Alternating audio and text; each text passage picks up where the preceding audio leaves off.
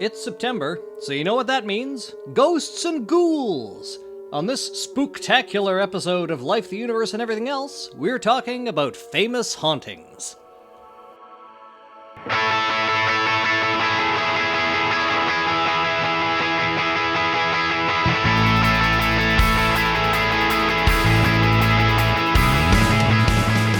Life, the Universe, and Everything Else explores the intersection of science and society. If you have questions or comments about the show, or you'd like to suggest a topic, you can find us on Twitter or Facebook, or send us an email at lueepodcast@winnipegskeptics.com. Show notes and references can be found at lueepodcast.com. My name is Jem Newman, and with me today I have Lauren Bailey. Hello. Ashlyn Noble. Hello. And Laura Creek Newman. Hi there. We have talked about ghosts and ghouls on LUEE before, but it's been quite a while. It's longer than I thought. I looked it up, and apparently I swapped some ghost stories on the show with Ian, Greg, and Mark way back in 2013. So, wow. I won't rehash those here, but suffice it to say, I have, in the past, have had some strange experiences myself, but considering them carefully, I don't think that ghosts are the best explanation. But I'm sure our listeners would be interested to know if any of my co-hosts have had any spooky stories happen to them that they wanted to share. I don't think I've even ever had an experience that if I was a ghost believer, I would have attributed to ghosts. Like, nothing even interestingly sideways paranormal has ever happened to me. I don't think I have anything like that either. I have led a very boring life, except when I am high, and even then, it wasn't ghosts.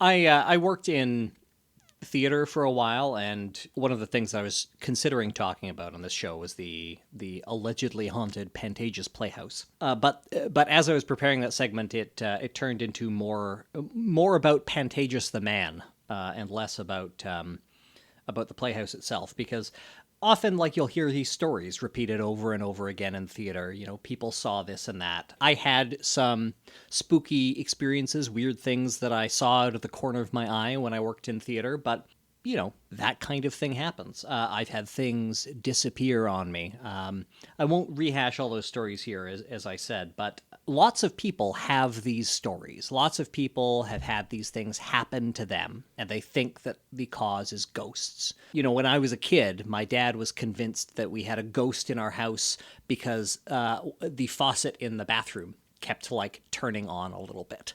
I think that's just the fact that he had kids and was a bad handyman.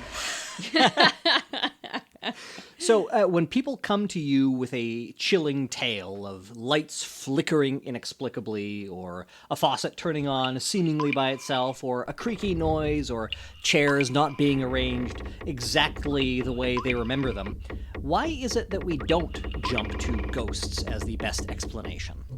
Well, you two have children, so nothing is proper in your house. Oh, that is true. We were just discussing that earlier. So much anxiety about the clutter right now.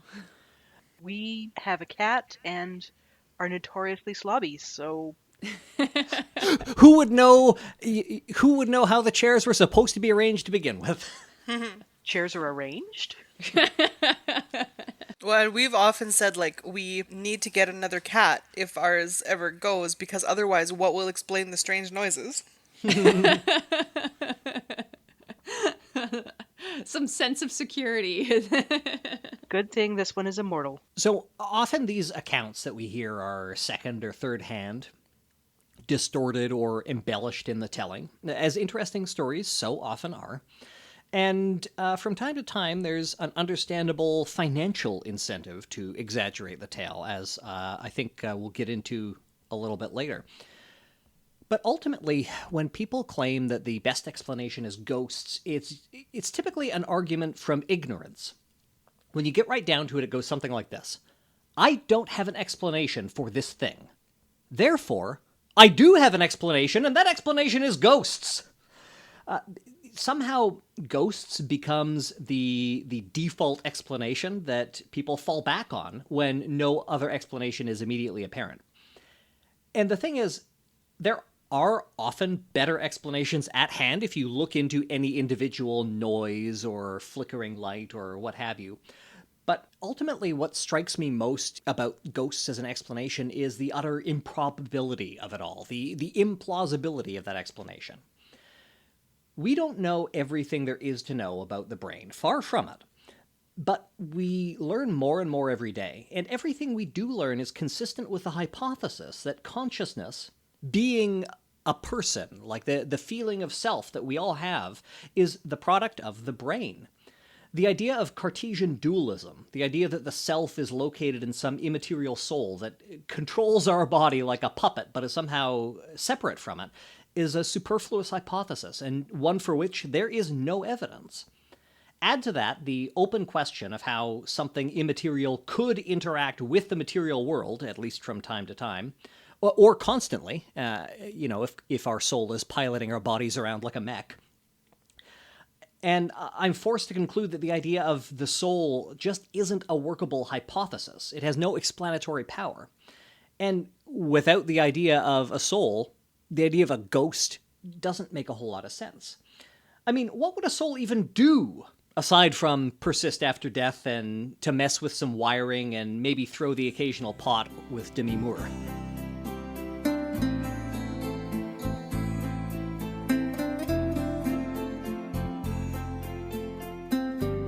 It's obviously the moral and ethical center of our body. But what does that mean? Like, is it involved in decision-making in any way? And if so, how? Yes, it's the thing that makes you feel bad when you know you're making the wrong decision. It's Jiminy Cricket. We've solved it, folks. There we go. Now, you see, the world is full of temptations. Temptations? Yep, temptations. They're the wrong things that seem right at the time. But even though the right things may seem wrong sometimes, sometimes the wrong things may be right at the wrong time, or vice versa. Understand? But I'm gonna do right. Attaboy, Pinocchio, and I'm gonna help. The obvious answer, to me, is that the soul and the idea of the soul sells a lot of books. So we're going to talk about a few haunting and haunting-related topics tonight. We're going to start off with one of the more famous stories of hauntings that everybody's probably heard of, the Amityville Horror. Oh, Mother of God, I'm coming apart! So many of our listeners are probably familiar with the 1979 film starring James Brolin and Margot Kidder, based on James Anson's book of the same name. Or perhaps they might be more familiar these days with the 2005 remake, which was an instant classic and everybody totally remembers happened. The book and both films purport to be based on a true story and are set at 112 Ocean Avenue, a home in suburban Amityville, New York. It's the kind of house they don't build anymore. A relic of a time when the world wasn't in such a hurry, when there was still time for a little charm and elegance. It has stood empty for a long while. And at the price, it is a bargain. For a growing young family, it is almost too good to be true. In 1974, and this much of the story is true, the Ocean Avenue home was the site of Ronald DeFeo Jr.'s murder of his entire family. He shot his parents and all 4 of his siblings dead in their beds. DeFeo was swiftly convicted, after which no one was left to inherit the home, which was put up for auction. The story of the Amityville Horror follows the Lutz family, who move into the home a year later, and are immediately set upon by all manner of spooks and specters. Early in the story, a priest is called in, a Catholic priest is called in to bless the house. And he is confronted by a supernatural darkness and a demonic voice that screams at him to get out. He flees the home, and later, I think in the film, he has a crisis of faith, and later in the story, he has boils on his hands that resemble the stigmata.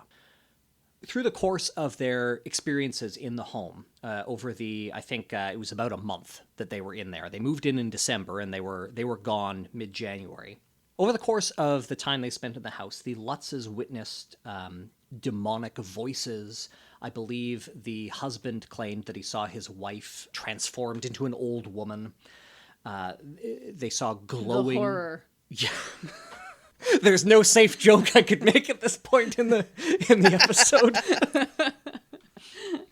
The children witnessed glowing red eyes in the windows. Apparently, at one point they found footprints in the snow that were more akin to like cloven hoof prints. So presumably the devil himself was involved. Or there was a deer nearby. Yeah, or Right? there was a deer nearby, yeah. Doors would slam shut or fly open of their own volition, and there was, as the story reached its climax, they were blasted right off of their hinges. The story culminates with what the book describes as a greenish-black slime that chases the Lutzes up the stairs as they flee their home. And police arrive, and, they never set foot in it again. Though it was left out of the 1979 film, I believe it was referenced in the 2005 film, but the book apparently posits that the hauntings were due perhaps to vengeful spirits of the original inhabitants of the area. This is the ancient Indian burial ground trope, or the settlers who drove the indigenous inhabitants out, who were apparently themselves devil worshippers. Maybe I missed it, but this house wasn't known to be haunted or weird in any way before they bought it? So it was known to have been the site of grisly murders just before. So Right. There was the DeFeo murder, and then they bought it. And so the story kind of posits that perhaps the DeFeo murder itself was also sparked by demonic possession. But that's kind of that's just table setting for the story of the Lutzes, who are the main figures in the Amityville Horror. As the story drew more attention, several psychical researchers, some skeptical, most less than skeptical, were brought in or volunteered to investigate these claims. A lot of them just showed up in the hopes of raising their profiles. Psychic ambulance chasers. Yeah, basically. And that brings us to Ed and Lorraine Warren, who have appeared as characters in a heavily fictionalized context in more than a dozen films in both the Amityville Horror series and the Conjuring series. Lauren, did you want to chat about the Warrens a little bit? Sure. I'll actually double that. There's 24 films that they feature in with the Wow. Amityville series and the Conjuring series. That's Yeah, and they're also impressive. like there are several actors who play them, and they're also interviewed in some nonfiction films. Yeah. Psychic ambulance chasers is such a great term for the Warrens. Yeah. Although the movies always portrayed them as like hard-nosed, skeptical investigators. Yeah, just like ambulance chasers are great lawyers. Yeah. It was Ed Warren and Lorraine Warren, as Jem said, and they called themselves American Paranormal Investigators, and they were self-taught. Always excellent. Oh, I assumed they had a doctorate level education from an accredited university. Yeah, the Scooby-Doo University of New England. Well, Ed was a self-professed demonologist, and Lorraine professed to be clairvoyant and a light trance medium. So, they had it all covered. Mm-hmm. In 1952, they founded the New England Society for Psychic Research and started their psychic ambulance chasing. This is still the oldest ghost hunting group in New England. And they wrote a whole bunch of books, and the movies about them, the Conjuring series, I find it highly entertaining. But there's been a lot of skeptic investigations into the Warrens, including Stephen Novella of the podcast I will not name, and he described it as Blarney. But other investigators have concluded that the Warrens' investigations into their better-known hauntings like Amityville did not happen and were invented. So, Ed and Lorraine, full of bunk. There is an occult museum that was run by them. Ed died in, I think, 2006, and Lorraine died last year, 2019. Yeah, more recently. Yep. And their occult museum is still running, and it was put on the back of their house that they had in New England, and it's still open, and you can tour through all of their memorabilia from their investigations for $13 a head, so feel Not free. Annabelle anymore, though, eh? No, Annabelle's still there. But I thought she'd escaped. Would you like to hear the funny story, or should I wait for later? I'd love to hear it. So August 14, the doll from the Annabelle and Conjuring film franchises, she was trending on Twitter. And if you've seen the Annabelle or the Conjuring or whatever, it looks like a spooky porcelain doll, but the real doll was a Raggedy Ann doll, which they couldn't use for any sort of like because of copyright. Yes, copyright purposes. Yeah. We had to make it spooky because of copyright law. Copyright law is the ultimate spook. Yeah, lawyers are scary. So the Annabelle doll does reside at the Warren Museum. But on August 14, there was rumors online saying that she had been stolen or had escaped from the museum. The real reason was there's a rumor began after the British actress Annabelle Wallis. There was an interview with the Hollywood Reporter, and she was talking about starring in The Mummy with Tom Cruise and getting him to run on camera. And when it was translated into Chinese, the story got changed to Annabelle escaped. So Annabelle, the actor running, got changed to Annabelle escaped. And Annabelle Wallis did play Mia in the original Annabelle movie. Oh. So the actor named Annabelle played a character in the movie about the doll Annabelle, and she also talked about that movie in this interview. So the Chinese translation said, Annabelle escapes. Everybody got scared because it's 2020, and the doll is currently residing in the Warren Museum in its locked glass case, and it's not able to haunt anybody right now. Sounds like Annabelle propaganda. Are you sure it can't haunt anybody right now? Apparently it's locked in a spook-proof case or something. Oh, yes, yes. Lorraine made a special case for it that it was unable to escape or send any negative energies out of. Maybe it's like lead-lined glass or whatever. But there's no truth to the rumors. She's still locked up. She's not going to hurt anybody. Not that she was going to anyway. Yeah, I assume they worked with Bill Murray on that one. And Dan Aykroyd. This is where we store all the vapors and entities and slimers that we trap. Very simple, really. A loaded trap here. Open, unlock the system. Insert the trap. Release. Close, lock the system. Set your entry grid.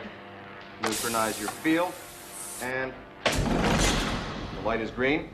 Trap is clean. Ghost is incarcerated here in our custom-made storage facility. So, getting back to the Amityville case itself, skeptical investigators have debunked basically every interesting part of the story. So researcher Rick Moran was adamant that the claims of indigenous spirits and devil-worshipping settlers were bogus. He spoke to a bunch of historians, and I'll quote him here. Experts told me that the tribe mentioned was not from the Amityville area at all. Actually, they had inhabited the eastern tip of Long Island, 70 miles away. And that the settlers mentioned were never local residents either. Anson's, that's the author of the book, Anson's tactic was clear.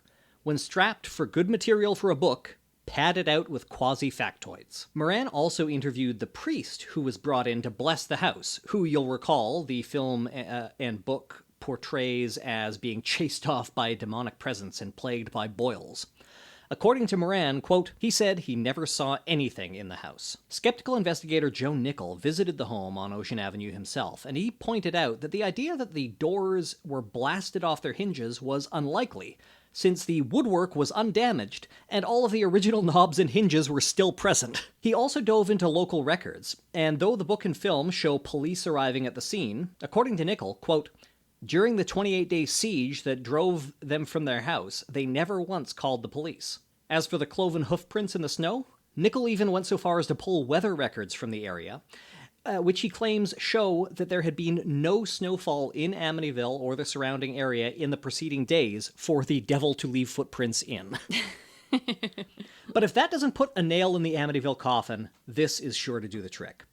Remember the story of the horrific sextuple murder that happened in the house? As I said, that part did really happen. William Weber, the lawyer for Ronald DeFeo Jr., initially mounted an insanity defense, but the jury didn't buy it and sentenced DeFeo to 6 consecutive sentences of 25 to life. He's still in jail today. So it appears that Weber contacted the Lutzes shortly after his client was convicted, figuring that they could get his client a new trial and maybe sell a few books, They cooked up the whole story together. In a 1979 issue of People magazine, Weber admitted to fabricating the whole thing.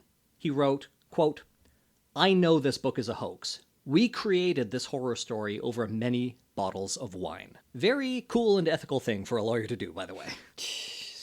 The home at 112 Ocean Avenue is still there, and since the Lutzes left in 1976, no one has reported any strange happenings. According to James Cromarty, who bought the house the next year and lived there for a decade, nothing weird ever happened, except for people coming by because of the book and the movie. So that's the Amityville Horror. Truly horrifying. Well, we don't want to, and you did say so, but the actions of Butch DeFeo were, Ronald Jr. He went by Butch. It did go by Butch, yeah. Yeah. They're horrific in themselves. So that's the real horror. So I'm wondering about any sort, I know it was cooked up by the lawyer, but any sort of psychological, like, it can't be bad enough that a person can do that. And then people run with that? That makes me wonder about that. Am I making sense? Yeah, I think I see where you're getting. I think I see what you're getting at. It is kind of, while the story of the Amityville Horror, the possessions and demonic happenings are all completely fictitious, the actual murders that did happen are horrifying. And it's people, I think one of the reasons that people want to reach for a supernatural explanation is that we have trouble understanding how something so bad could happen. And it's made worse because there's no known motive for doing it. We truly don't understand what happened. It is difficult to understand why a person would just shoot every member of their family dead in their bed. And his story for why he did it or what happened that day has changed so many times that every investigator has basically thrown up their hands and said, there's no way we can ever know what happened, like why he did it, because we can't trust anything he says. He did initially paint the story. After he murdered his family, he ran to a local bar and claimed to have just gone into the house and found his family dead and said that it was a mob hit, which was not totally implausible because the family actually had close ties to the Genovese mob family. But it turns out that the hitman he claimed did it had a fairly solid alibi. And it was very soon clear that he was the one who had committed the murders. He wasn't very good about hiding it. No. That is horrifying. And sometimes people don't want to believe that a human being is capable of doing something so horrible. Well, especially someone doing that to their family. Yeah. And there's no mitigating, not that there could be any mitigating circumstances, but there's no explanation, not exculpation, but no explanation at all available for why it happened. So it's understandable that people would grasp for something supernatural, but there's no evidence that it was. No. The whole story, the fact that they cooked it up like these ancient spirits or something like that, I get it was to mount that, that's what, got Butch DeFeo to do this. But it actually would have been a better story if it was the spirits of the people killed there. If you're going to make up a ghost story, that would have been a better story because it doesn't feel so cobbled together. It does get kind of victim blamey though, because you don't want to blame the real people who were actually murdered for doing a bunch of fake stuff to terrorize other people. Yeah. I mean, yeah, I wouldn't, but... Do you think that people do, though? I mean, I think that people are generally... I don't know. I don't follow ghost circles or anything, but I get the sense that enough people see ghosts as tormented souls and so have some sympathy for them. Especially if you make the distinction between a tormented soul and a demon. People don't have sympathy for demons, and that's like for these disembodied sort of ancient spirits that we don't really know about. It gets more into demon territory. But if you go with the ghosts who actually had something terrible happen to them in life, people get scared by the stuff that's happening, but I don't know that people really blame the ghost. Like they say, oh yeah, this was awful for you. I understand. We need to set you free. And that's how the story goes, because this is the same story. That's the problem. All these things, they're the same story told over and over. I'm sorry, did I just ruin the episode? No, I just wanted to say I think some demons are fairly sympathetic. I mean, anybody who's watched The Good Place will agree.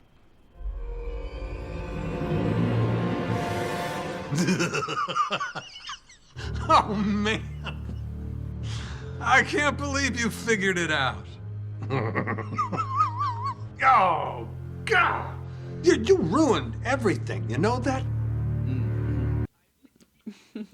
Best heel turn in recent memory, I think. Oh, I love that. I love that show. Getting back to what Laura was saying, the known spirits are one thing, but the fact that they could pass them off as an other, blaming it on wronged indigenous ancestors, the othering of people.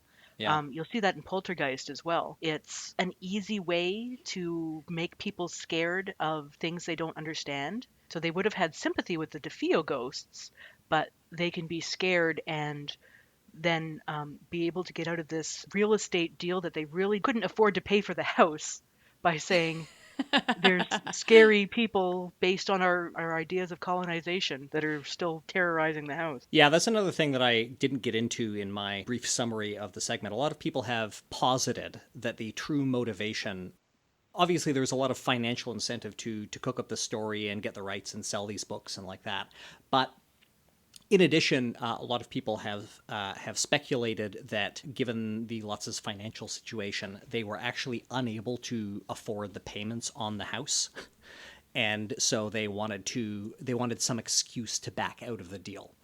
They did know at the time that they bought it that these murders had occurred there, but many have suggested that this provided an easy way for them to kind of wash their hands of the deal without being tied to the house that they couldn't afford.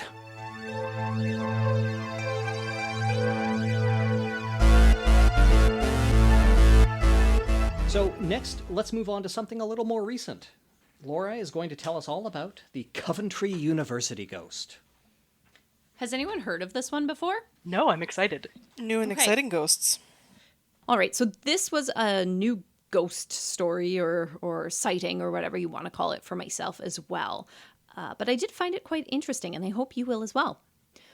Coventry University in England is an unassuming university founded in the mid-1800s in Coventry, as you would expect, and it also has some campuses across England. Though a mostly modern campus, the main campus, it is adjacent to the Coventry Cathedral, the first iteration of which was built in the year 1034. It would be very convenient for a cathedral to have a ghost story, patron saint. But this is actually just the mise en scène for my actual tale. Nearby to all of this exists a cellar dating to the 14th century, a cellar purportedly haunted by ghosts. Cellar visitors would routinely report a distinct sense of discomfort or anxiety, extreme unease, apparitions, objects moving of their own accord, and such within the cellar. Now this, of course, became somewhat of a tourist draw, and many visitors have come from far away, and many of them have fled the cellar looking pale and shaken, hyperventilating, cold sweats. This includes believers and skeptics alike. So what could this be? A long-forgotten prisoner or servant out for revenge? The soul of a young lover who died of a broken heart? A portal to the underworld? Alas, the answer is far less occult, but far more interesting. The answer is infrasound. Ah, one of those. So you've heard of this before? I have. Yes. Excellent. I love these ones. So this is something that I wasn't as familiar with. It's very interesting, though. So for anyone who isn't familiar with this, there are, just like human beings can see in a certain range of the light spectrum, we can hear in certain ranges of sound waves as well. But there are ultrasounds, like in the ultrasound imaging technology, and there's also infrasound. So infrasound is below the range of human hearing. So we've known that infrasound has existed for some time, but it wasn't always connected with any sort of happening here. This connection really started to pick up, or was really figured out in the late 1990s, when an engineer at the same university was working in his workshop, and he was cleaning his fencing foils because he's an avid fencer. And he had put his fencing foil down and had strapped it to a workbench so that it was there solidly. It couldn't roll around or anything. And he noticed that the blades started to vibrate. But there was no movement. There was nothing in the room. And he also started to feel uneasy. He felt that sense of anxiety. He also thought that he saw a gray face over his shoulder. And when he turned, it disappeared. So he is of this skeptical mindset, but he was shaken. But of course, he kept his engineer hat on there. And he started to move this workbench with the fencing foil on it around the room. And he noted that as he entered the center of the room, the blade vibrated at most. But as he went to the edges of the room, the blade stopped vibrating. Being an engineer at a university, he had access to a lot of very fancy sound detection equipment, and so he brought some of that into the workshop, and he realized that with careful, sustained observations, there were infrasound waves in the range of about 18 to 19 hertz, which is just below the level of human hearing. Oh my god, you guys, that buzz on the podcast, it's infrasound. We've been trying to get rid of it for so long, and we're actually just haunted. It explains why we're hemorrhaging listeners. So what he realized there is that there was a standing wave, which means that because of the shape of the room and the type of walls and whatnot, that the sound waves were bouncing off each other and creating the largest half of the wave in that center of the room. The reason that the foil, the fencing foil, was vibrating is because all sorts of objects, human beings and human body parts included, have resonance frequencies. I'm not going to get into whatever that terrible movie was we were watching. I couldn't help but think of that when I read this. But it does mean that it will vibrate at certain frequencies. And so what had happened in that room is that with the infrasound, it was causing the foil to vibrate. So how does this relate to human feelings? Well, looking at some data from NASA, among other things, there have been observations that different body parts will react to different sound waves. So one of the things that was really interesting was that it was noted that human eyes will have a resonance frequency in that infrasound range around the 12 to 27 hertz mark. And so because of this, if there's a strong enough infrasound wave, it can cause vibrations in the eyes, which could very easily cause blurred vision or mistaking an object for another or something like that.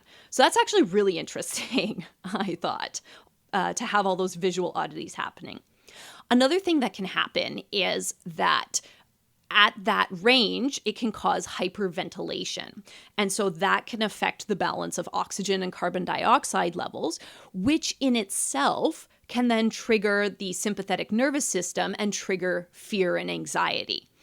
So it's sort of a chain reaction that can happen for people. So then the same person who figured this out, he took that testing equipment, he went down to the cellar, and sure enough, the infrasound ranges in that same 19, 18 hertz range were in that cellar there. So it's a small space. It has thick walls. Of course, it's in the ground, right? And so it's very likely that that standing wave of an infrasound range could be happening there. And so that's the most likely thing that could be happening. And it's very easy to show that these types of things are happening. So the cellar is not haunted. There's just a source of noise that we can't hear, but can physiologically affect us. In some cases, they even call this frequency the fear frequency because it's common to elicit some of these emotions. I remember watching like an Unsolved Mysteries or something that turned out to, well, probably not because this was solved. It turned out to be a malfunctioning air conditioner unit in somebody's basement that was like vibrating a piece of wood or something at this frequency, and that's why this castle was haunted or whatever. I've always thought infrasound is so cool. Yeah, like it all makes perfect sense. I just wasn't aware of that, really. And the interesting part, the way that it can induce things like hyperventilation and some of those types of feelings there, or just to vibrate the eyes so that they would cause apparitions, and that's pretty cool. But the brown note is still fiction. The brown note is still fiction. It does sound very unsettling to experience. Yes. And even like the engineer who figured it out and was doing the testing, he was very clear that he felt all of the same feelings that everyone else did. He just didn't believe that it was ghosts. And so he kept testing. Good for him. Yeah.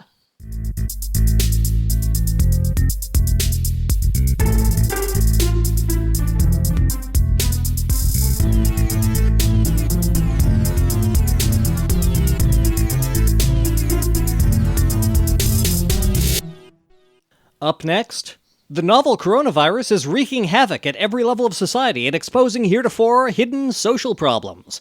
But is it also haunted? Ashlyn? So your question is the coronavirus itself haunted? I don't know, whatever. So, since March, a lot of people around the world have spent way more time inside their houses than usual. And, consequently, there have been a lot more reportings of hauntings. So, you know how when you spend time in somewhere that you're not used to, you notice a lot more sounds? I think that is probably behind a lot of these uptick in hauntings. I found a few articles. Apparently, paranormal researchers around the world have received a lot more calls than usual. There was one guy who was interviewed extensively, Mr. Tenney, a paranormal researcher and former host of TV's Ghost Stalkers, says that he used to receive 2 to 5 calls a month from people convinced their homes are haunted. Since the stay-at-home order started, he gets 5 to 10 calls a week. Huh. So it's a pretty significant uptick. But how do you socially distance from a ghost? Oh, there were lots of socially distanced jokes in these articles. Can't distance from something that won't leave your house, etc. So Mr. Tenney admits that most of the things that people are noticing right now are probably not ghosts. He even has specific advice for people. He tells people to take a lot of notes, journal about it, keep track of when everything happens, because, he says, things typically tend to be like you're not usually home at 2:30 in the afternoon, but at 2:30 every afternoon, the UPS truck goes by and rattles the window, and you've never noticed the rattling window before because you're never home at 2:30 when the giant truck goes by. You remember our old house? Like every time a truck went by, the entire house would shake. Your house is smaller than a truck. Yeah, it was smaller than a truck, and it had no foundation. So it lost the fight. Yeah. Yeah. So he tells people to take a lot of notes, figure out what natural solutions there might be. However, he still says 10 to 20% are something else is happening. Yeah. As I discussed at the top of the show, if you can't find any other explanation, then it's ghosts. Right, yeah. You stop looking once you've thought about all of the obvious things it could be, and then obviously it's ghosts. Yeah. And again, other explanations, you're probably not used to being in your home when, the sun comes out and your house starts warming up, and so all of those creaks and things moving are new and unusual. Yep. Other theories that have been put forward by these various articles that I read, maybe the ghosts are also bored. They want you out of their space. Yeah. Exactly. Yeah. 8 hours a day, this is supposed to be my house. Exactly. They're supposed to have time to themselves. And now they've been cooped up for too long, so they are causing havoc. But also posited by several people, including the ghost hunters, is that people are just in a different emotional state lately. Yeah. They're keyed up, they're stressed, they're thinking a lot about mortality. Mm-hmm. And so things that might not bother them normally are going to have a bigger impact on their psyche. If you were to accept the premise that ghosts are real, it stands to reason that some tension would naturally result once their flesh and blood roommates start spending much, much more time at home together. Yeah, I love the fact that everybody else is really stressed out because they're cooped up alone, but all of the ghosts are stressed out because they're cooped up with people. Yeah. There's too many people in my space. I don't get any alone time anymore. Am I a ghost? Yes. A statistic that I found, apparently, according to a 2019 YouGov survey, 45% of U.S. adults believe in ghosts. which is a lot. That is a lot. I feel like a lot of people believe in them casually, though. Like, I don't think a lot of them are really gonna call the ghost hunters or whatever. I don't think a lot of them are just kind of like, yeah, you know, but they're not dead serious on it. Right. I've met a surprising number of people who believe casually in a lot of stuff like that. Like a lot of people who are just like, oh yeah, I go to see a psychic now and again. And it's always, that kind of casual belief is always kind of weird to me. I think it might just be my personality, but the idea that you could spend money on something and be so, like, unsure as to whether it makes any sense. It's a door open policy. That's all it is. Yeah, but even, like, thinking that there might be an afterlife that you can contact and not kind of diving into that and being like, oh my god, there's an afterlife we can contact. Yeah, that is also weird to me. Like, if I even casually believed that was a possibility, I feel like I would need to explore it very deeply. That's the antithesis of a casual belief. Well, no, I understand, but I don't, that's why I'm saying I don't understand having a casual belief in being able to talk to ghosts or whatever. Lol, casuals. The same article had another stat. It was an older statistic, but in 2009, the Pew Research Center found that 18% of Americans believe themselves to have seen or otherwise encountered a ghost. So a level up from just I believe in ghosts. Oh, yeah. Well, like 25% of the podcast hosts have had ghost experiences. Yep. That's is as close as we could possibly get to that statistic, actually. Mm-hmm. But I don't believe my lying eyes. That's a good policy. Another article I read talked to somebody who was not just a ghost hunter, talked to somebody who maybe has some experience thinking about this critically, which I appreciated. So his name is Kurt Gray. He's an associate professor at the University of North Carolina at Chapel Hill, and he studies how we perceive and treat the minds of other entities, including animals, machines, and the dead. Cool. Which is like a fascinating area of study, right? Yeah. And I like how that includes ghosts, possibly. So he says, times of great unease or malaise when there is an increased drive to find meaning in chaos can lend themselves to perceived hauntings. Not to mention that disease itself shares certain psychological parallels with a malevolent spirit creeping invisibly upon its unsuspecting victims.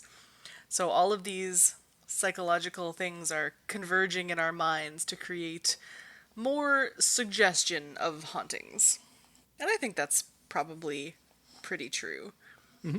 I read a few accounts of people who think they're haunted, especially extra haunted now. There was one guy who moved into a house that had been the scene of a murder, and he said he bought the house because he was a non-believer, and now he has been converted to believing in ghosts because of all of the creepy things that happened, like cold air, being in places he didn't expect cold air. And sometimes there were towels on the floor that he did not leave there. Things seemed extremely explainable to me. What? Just... If ghosts are so powerful, why do they do silly stuff like that? Very messy roommates. Yeah. Yeah. They're just passive-aggressive. Get out of my space. So this guy's name who bought the murder house is Kurt Schleicher. And he says, the more I'm stuck in this house, the more there's a feeling. Infrasound. Check the air conditioner. Especially if there's weird pockets of cold air. Exactly. In other news, in Indonesia, there has been a push to punish quarantine violators by locking them in abandoned homes that are believed to be haunted. What? So that just came up in my search. I thought I would include that at the end of my segment. It's kind of the opposite. Hilarious. Yeah, it's kind of the opposite of being stuck in your house and believing it's haunted. It's if you refuse to stay stuck in your house, we will make sure you're haunted. See? Should have stuck in the non-haunted house. Right? But that's pretty messed up. Yeah, quarantine increases hauntings. The end.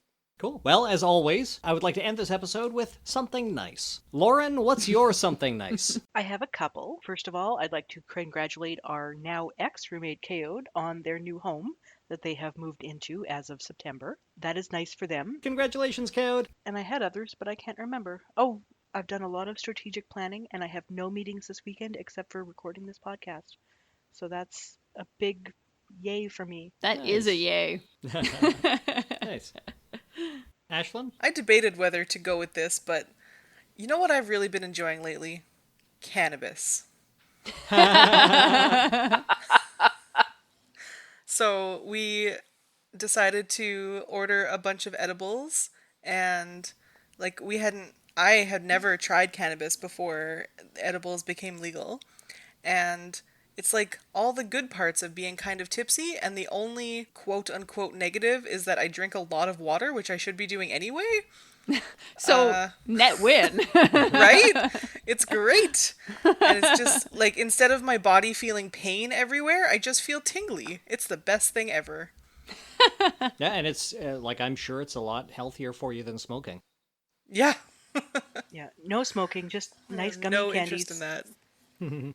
You also have another good thing. Remind me? You can see without any sort of corrective lenses. Oh yeah, I got my eyes lasered. Oh, wow. Yay. I'm looking at a picture of you right now with glasses on, so... Even though she hasn't worn glasses for ages. Like, she's had contacts for a long time. Yeah, this picture of you is from, like, literally 10 years ago. I think it's, like, early days of the Skeptics. Oh no, is it like my Google Yeah. account? Yep. The one that comes with... Oh yeah, that's really old. But yeah, I wouldn't even describe any part of the process of laser eye correction as painful. It was vaguely uncomfortable for a few hours after I got home from the procedure, and since then it's just been great. Awesome. Everything about it is great, and the fact that it is mostly covered by the benefits that I get through my spouse is also great. Golden handcuffs are a great thing. Awesome. Sounds good. Yeah. So congratulations. Thank you. Laura? I have been enjoying the chocolate zucchini bundt cakes that I've been making. I have also been enjoying those. Can you slide me the recipe in Slack? Because we've got a giant zucchini that needs using. Yeah, I actually have to tweak it because I, as always, have made some tweaks. And it is mildly healthier, but better than the original. I feel like, did you make this cake last year also? I did. Yeah, I remember this cake. It was good. Okay. It is better than last year. More cocoa. Oh, yeah. But less sugar because it didn't need all that sugar, especially with the cocoa. Anyway, yeah, I've been really enjoying that, and I may go enjoy some more of that after this, even though I just had a big giant ice cream. So that's been lovely, and I have been enjoying being able to ride my bike to work a little bit more lately. With our schedule, it allowed me to do that. I didn't have to do as many kid pickups and drop-offs, and that is really nice to be able to ride like that. Awesome. So that's been good. I have been enjoying... Laura and I finally got around to watching news radio, which has been on our to-watch list for a long time. I love that show. I love it. I love it. I love it. I love it. Ashley's great. It's great. And I'm not furious every time Joe Rogan is on the screen. You know, I think his character doesn't need to be there and doesn't really add much to the show, but whatever. Yeah, it's great. It is like classic 90s sitcom, very solid writing, solid cast. You know, it's going to be very sad when we get to the end of season 4, obviously, but we're still in season 3, so we don't need to think about that yet. I think that my favorite episode is in season 4, though. Has you gotten to the Kane episode? I think that's season 4. We did do the Kane episode. I think that's actually season 1. No, it's not season 1. I think it's season 2. Yeah, season 2. Yeah. The Kane episode is pretty good. Yeah. It is my favorite. It's I really like classic multi-camera sitcoms with, you know, your live audience, and it's really staged a lot more like a play. And there's a lot more focus on a lot of that physicality. But I don't know that news radio reaches the heights of Frasier for me. I'm a big Frasier head. Because of course I am. Yeah. Well, you've seen my hairline. Yeah. Dave Foley is so much better than Kelsey Grammer as a human being, though. As a human being, yes. As a human being, yes. I don't know. I feel like Kelsey Grammer's comedic timing is almost unmatched, though. The end of the final season of News Radio, they go completely off the rails, and It is amazing. Cool. Excellent. Excellent. I'm going to jump in here and just say, like, Stephen Root is amazing. Oh my he is God. the best. He is just, his character, I could just watch him for 22 minutes. Like, just doing his Jimmy James thing. That's it. That's all I need, really. Yeah. Dave and I will go on about the Super Karate Monkey Death Car over and over and over. Oh, we haven't got to that there episode yet, but I have watched that scene. Yeah.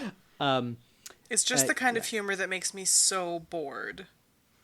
Oh, really? Yeah, I just can't watch. I find it very unwatchable. It's just like, you're trying so hard and it's still not funny. My wife is a Philistine, folks. I think we have determined the generation divide here. Yeah, you folks are the ones going on about a 90s sitcom. I'm the cool one right now.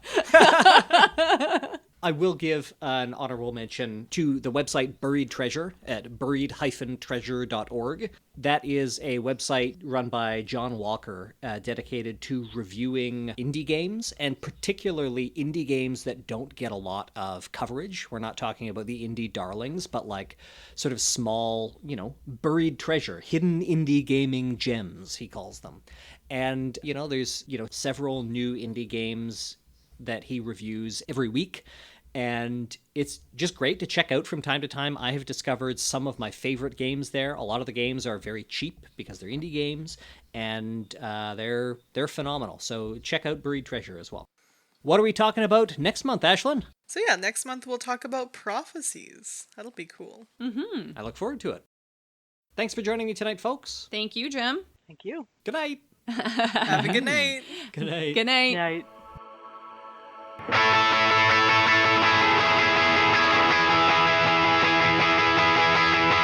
Life, the Universe, and Everything Else is produced by Jem Newman and Ashlyn Noble, with mix and tech production by Jem Newman.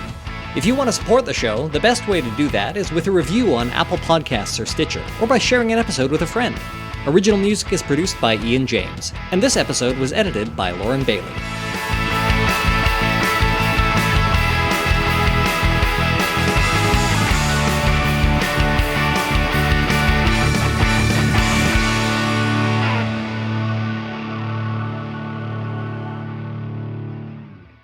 Life. Don't talk to me about life. September means ghosts and ghouls. September 1st is spooky season. I guess It has begun. It comes earlier and earlier every year. You know what? In 2020, whatever, man. Whatever. I have no idea why we didn't save this for October. We're so bad at planning this show. Yeah, no kidding. Whatever brings us one molecule of serotonin. Ice cream. Ice cream does that.